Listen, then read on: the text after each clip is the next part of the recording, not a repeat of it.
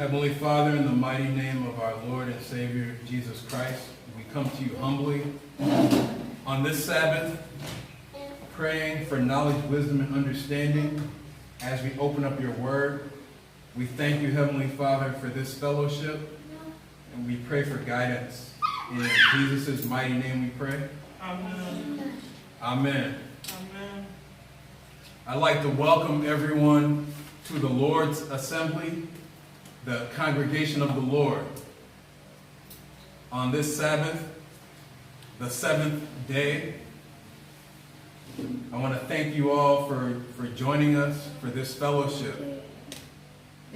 We know how important it is to fellowship, so we thank you. We meet every week at the same time. So if you are new or just joining us for the first time, my name is Brother Barma, and I'll be giving a sermon today. Last week, we spoke about having a sense of urgency. It is no longer sweet. It is no longer a time of wasting time, of delays. Now we need a sense of urgency. We know what season it is in, so we must put the fire on. We have to get up, wake up, and start making moves. We have to start making moves. So we're going to continue with another topic. We've all had long lives already, no matter what our ages are. We've all gone through it. We've been in Babylon, we've been stuck. We've been in hard places, hard times. Many of us are in hard times as we speak. Things are getting more difficult, especially for us Christians. The scriptures say that we're going to have to go through it. So, if we can all please turn to Joel, chapter 2.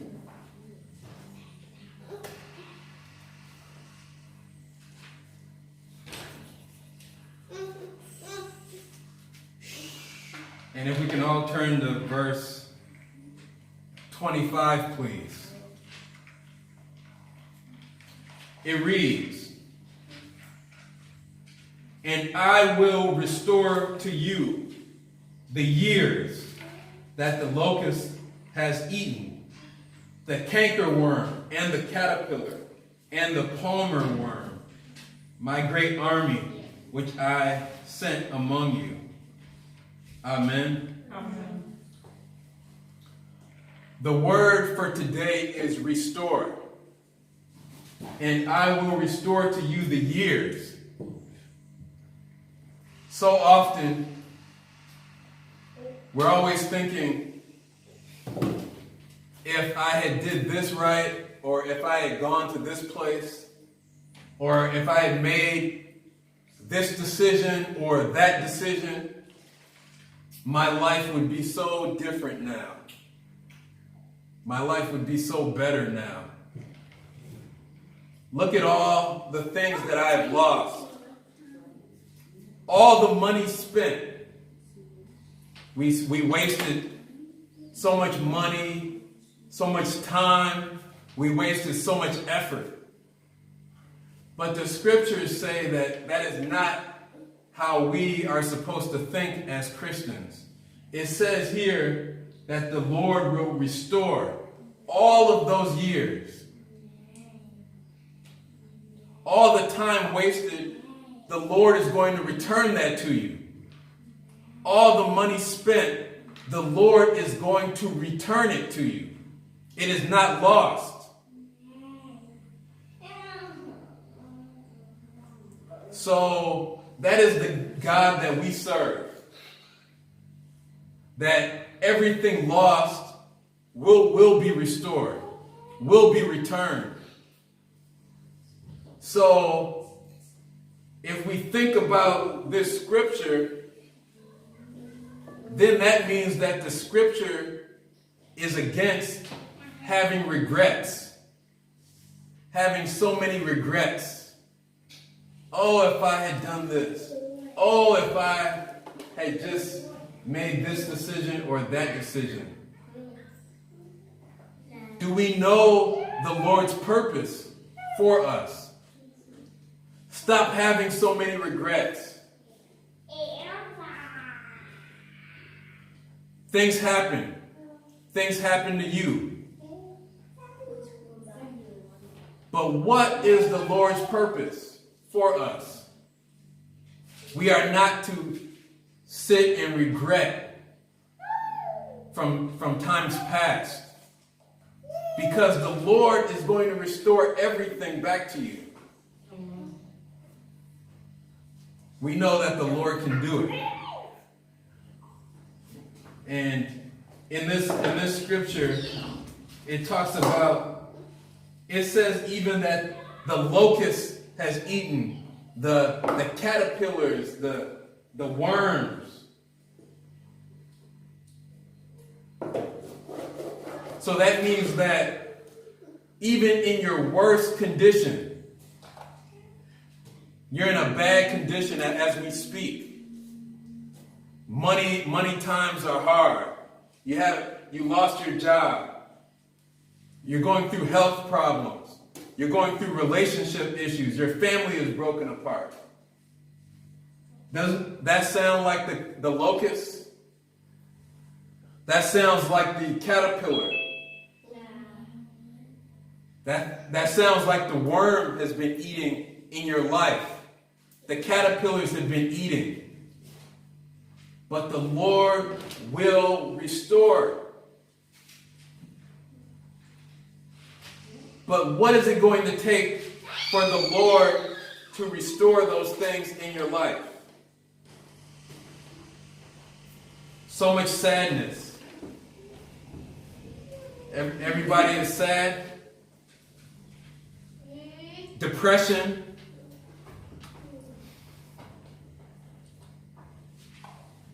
Stop regretting all those bad decisions because it happened and you can't take it back. You can't go back in time and change it. But this is not about what happened. It's about your reaction to what happened. It's about your attitude about what happened. It's about how you look at what happened. And as a Christian, you're supposed to look, learn from it, process the information, and not make the same mistake again, and then teach your children not to make the mistake you made. And the Lord will restore it. Let's go to another scripture, please. The scripture reading for today was Jeremiah, chapter 30, verse 17. Jeremiah chapter 30, verse 17, it reads, "For I will restore health to you, and I will heal you of your wounds, says the Lord, because they called you an outcast, saying, 'This is Zion, whom no man seeks after.'" Amen. Amen. Don't they call us Christians, us true Christians, outcasts? They say that no man seeks after us. Nobody wants to read the Bible. Nobody wants to dress the way you dress. Nobody wants to hear it. We don't want to hear it. Obedience. Why should I obey?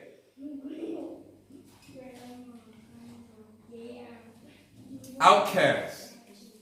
But it says that the Lord will restore health. So if the Lord can restore your health, then it makes you wonder, why are we running so fast to the public health system, the government health? We love the government health more than reading the scriptures, more than prayer, more than fasting. Government health, they say they have something for us, but those who are not sick, they have no need of a doctor. You run into the doctor when you're not sick. The Lord is the one who will restore our health. The Lord will restore our health. The Lord can restore and heal our wounds.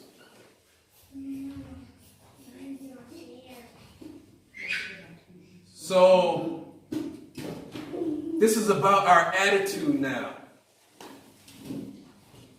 We have so many regrets. Let's continue, please. If we can all please turn to the book of Job, J-O-B.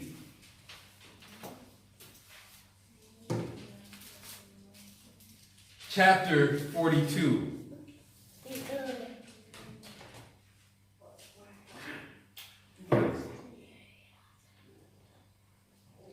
Job chapter 42, verse 10. It reads, "And the Lord turned the captivity of Job when he prayed for his friends. Also the Lord gave Job twice as much as he had before." Amen. The Lord turned the captivity of Job. The Lord can turn our captivity as well. We must pray, Lord, turn things around for us. Break the bonds of our captivity. We are no longer slaves to the devil. We are free. We are free men and women. And we have chosen obedience to our Lord.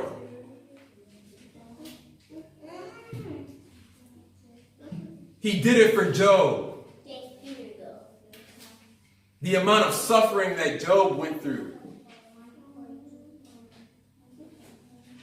And in the end, not only did the Lord restore Job, but it says here in the scripture that the Lord gave Job twice as much as he had before. So that is the amount of restoration that the Lord can do in your life, in our lives. That we can be given twice as much as we lost. So why are we crying about what we lost? Why are we depressed with regret? The scriptures are right here for us. So now, when you lose something, you can pray for the Lord to restore you the way the Lord restored Job. Let us please continue. If we can all please turn to 1 Peter, please. 1 Peter. We need a restoration. So much has been lost. So much time. We can imagine the amount of time we spent in the world. Years.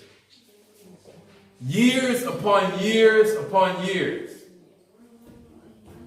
But we need that back. Let's turn to 1 Peter, please. 1 Peter chapter 5. And let's go to verse 10, please. But the God of all grace, who has called us to his eternal glory by Christ Jesus, after that you have suffered a while, make you perfect, establish, strengthen, settle you. Amen. Amen. After that you have suffered a while. We know that this world is full of suffering. We all know that. We all have gone through something. But it says after you have suffered a while. A while means a certain time period. After you have suffered a while, after you have suffered for a certain time period. It didn't say after you have suffered forever. It said after you have suffered for a while, for a time period. Then the Lord will make you perfect. This is the refinement process, the purification process. After you have been tested, then you graduate.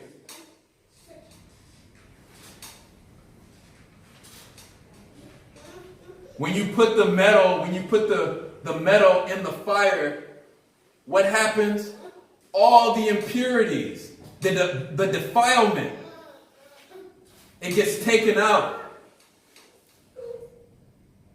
And you are left with the refinement, the purification, after you have suffered a while.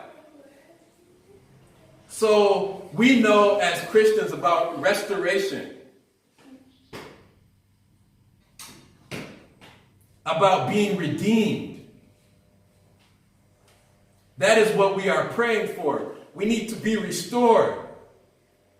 Remember, the Lord knew you in your mother's womb.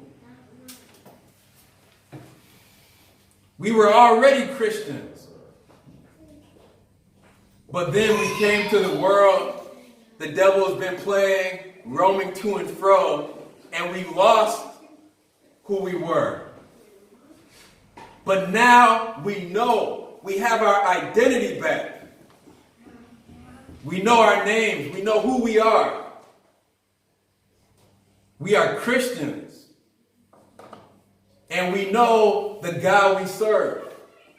We worship God, the Father, in the mighty name of our Lord and Savior, Jesus Christ.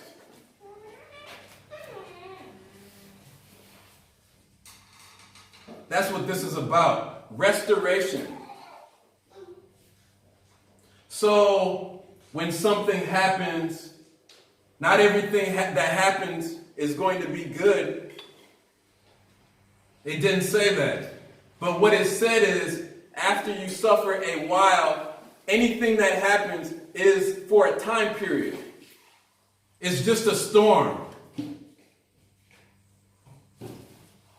When you're in the house and there's a storm and it's raining and you hear thunder, you see lightning, how worried do you get? How scared do you get?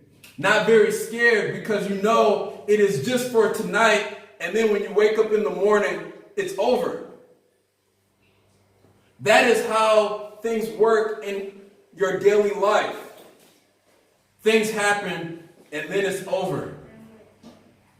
So we pray for the restoration.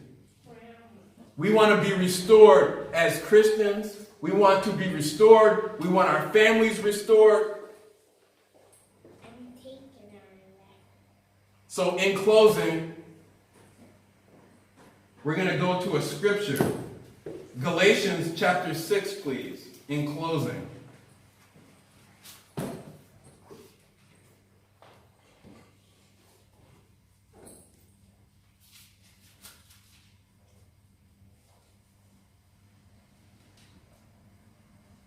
All of these things that the scriptures speak about,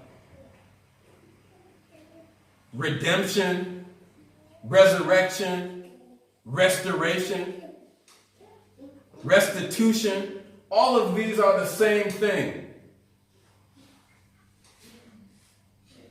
Galatians chapter 6, verse 1. It reads, "Brethren, if a man be overtaken in a fault, you which are spiritual, restore such a one in the spirit of meekness, considering yourself, lest you also be tempted." Amen. So that's how wonderful the scriptures are. That's how wonderful our God is. That even we, as Christians, have the power to restore others. So I want to thank you for listening, and God bless you.